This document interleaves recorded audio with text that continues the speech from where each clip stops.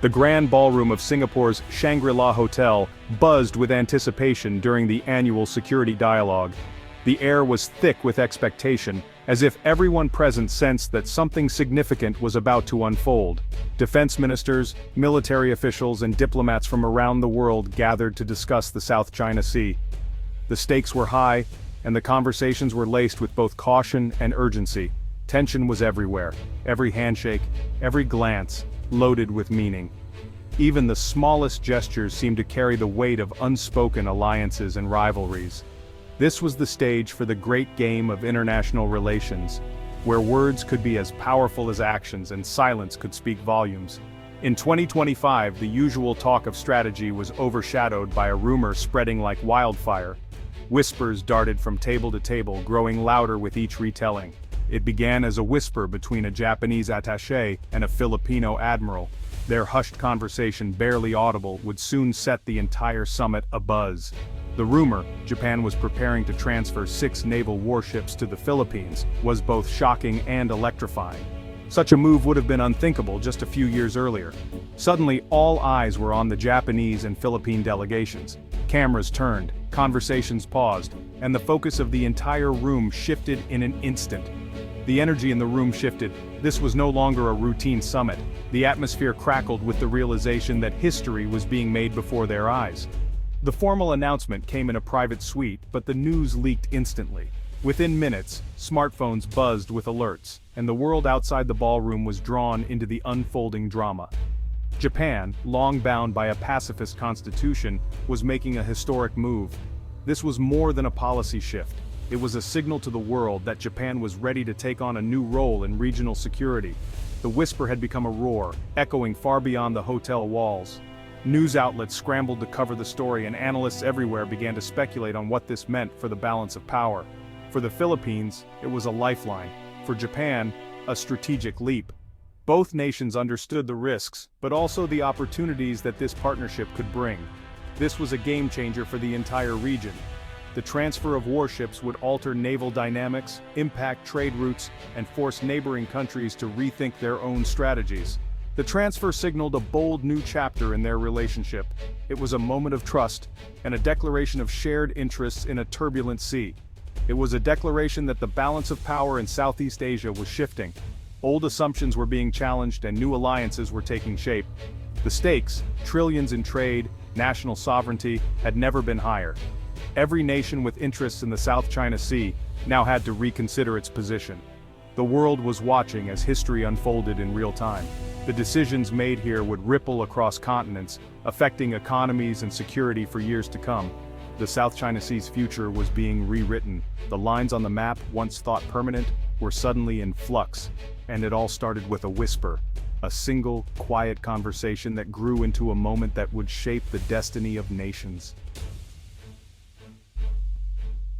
The official announcement was more than a press release. It was history in the making. The world watched as two nations, once separated by distance and circumstance, now stood united by a common purpose. Cameras flashed, reporters scribbled notes, and the air was thick with anticipation. Japanese and Philippine defense leaders stood side by side, their handshake a symbol of a new partnership. This moment was not just ceremonial. It was a public commitment to mutual support and shared security interests. This wasn't just about transferring ships, it was about solidarity between two maritime democracies. The exchange of naval vessels represented a pledge to safeguard the region's peace and stability together. For decades, Japan's constitution limited its military role, restricting its ability to project power beyond its shores. The legacy of World War II shaped Japan's cautious approach to defense. Now, Tokyo was stepping up as a security provider in the Indo-Pacific. This marked a significant evolution in Japan's defense policy, reflecting a new willingness to take on greater responsibility in regional security. The transfer of 6 warships marked a monumental shift. These vessels, equipped with advanced technology, would soon become the backbone of the Philippine Navy's patrol fleet. For Manila, it was the largest naval upgrade in a generation. The arrival of these ships signaled a new era for the Philippine Armed Forces, boosting morale and national pride. These ships transformed the Philippines' ability to patrol and defend its waters. With enhanced capabilities, the Navy could now respond more effectively to challenges in the South China Sea and beyond. the world saw that the Philippines was no longer standing alone. Joint exercises and coordinated patrols sent a powerful message to both allies and rivals. This agreement deepened the strategic partnership between Tokyo and Manila. It formalized a new level of trust and cooperation, setting the stage for future collaboration. It reinforced years of economic and diplomatic ties with a shared security mission. The alliance now extended beyond trade and investment, encompassing a joint commitment to peace and stability. As U.S. allies, their collaboration created a new layer of deterrence in the region. The trilateral partnership sent a clear signal that aggression would be met with unity and resolve. The message was clear: the maritime commons must remain free and open. Safe passage for all nations was now a shared responsibility, vital for global trade and regional prosperity. This pact would echo through Asia's strategic corridors for years to come. It was a turning point, shaping the balance of power and influencing future alliances across the region. Diplomacy, now backed by steel. The alliance was no longer just words on paper, it was a force, ready to defend the peace and security of the Indo-Pacific. The Philippines was receiving Abu Kuma-class destroyer escorts, versatile, reliable, and a generational upgrade for the fleet. These ships represented not just new hardware, but a transformation in the country's maritime defense posture. Outfitted with Harpoon missiles, these vessels gave the Philippine Navy its first credible over-the-horizon strike capability, allowing them to engage threats far beyond visual range and deter potential adversaries with real firepower. With rapid-fire guns, anti-submarine rockets and torpedoes, the Abu Kuma class could defend vital sea lanes, protect shipping, and assert maritime control in contested waters, capabilities that were previously out of reach. Their endurance and advanced sensors allowed for extended patrols, better surveillance, and the ability to monitor vast stretches of ocean for longer periods. Enhanced maritime awareness meant early detection of threats, faster decision-making, and more effective responses to any incursion or emergency at sea. These ships were more than just weapons platforms. They became symbols of sea control, national pride, and a renewed commitment to defending Philippine waters. With 6 vessels, the Navy could maintain a persistent presence in critical areas, projecting strength and stability in the region's most contested waters.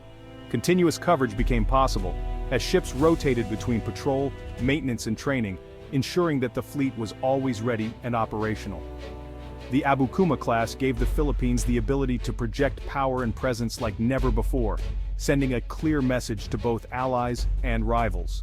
For a Navy long reliant on aging vessels, this was a leap into modern naval warfare, a chance to finally match capability with ambition and responsibility. The message was unmistakable. The Philippines could now walk the beat in its own backyard, safeguarding its maritime interests with confidence. A new era of maritime capability had arrived, ushering in hope, security, and a stronger future for the Philippine Navy and the nation it protects. For Filipinos, these warships were more than military assets. They were a source of national pride. After years of watching foreign vessels encroach on their waters, the sight of modern ships flying the Philippine flag was powerful. It reassured fishermen and citizens alike the nation could defend its maritime heritage. Morale soared within the Navy as sailors trained on advanced systems.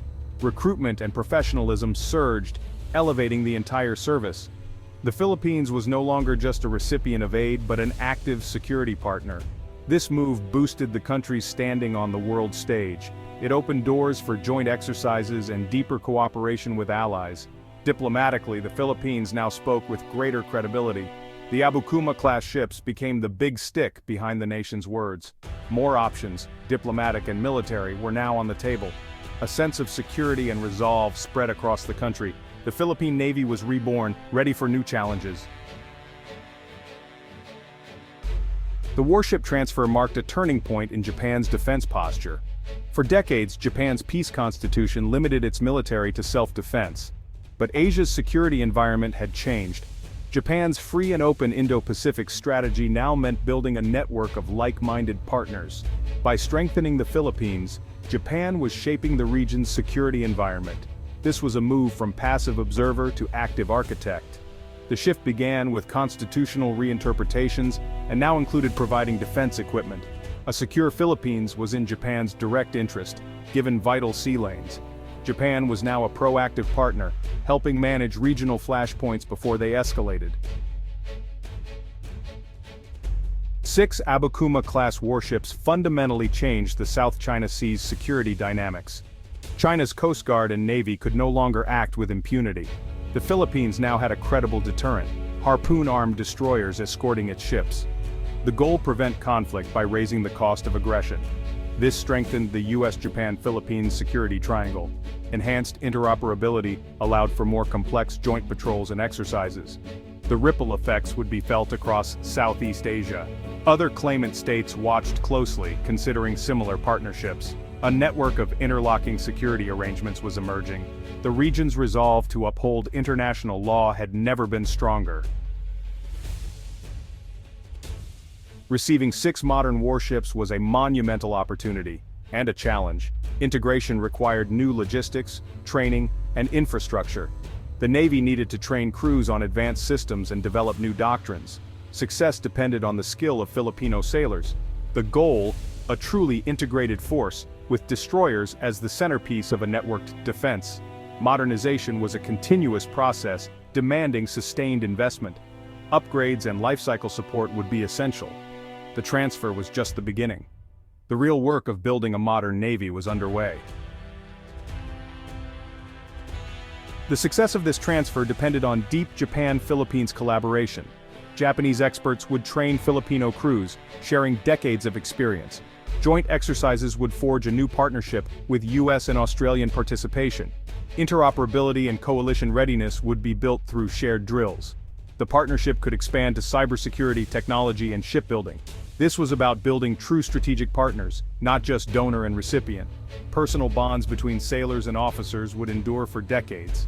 These relationships formed the foundation of a lasting alliance.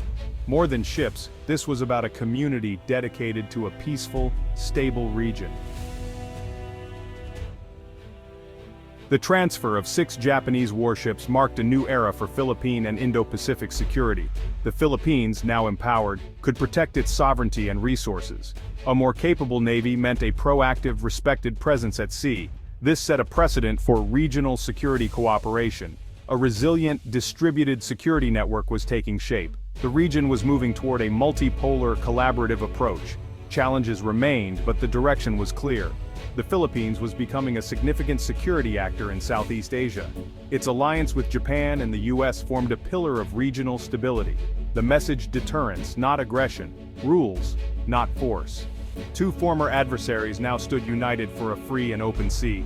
The tide was turning and the future looked safer for all of Asia.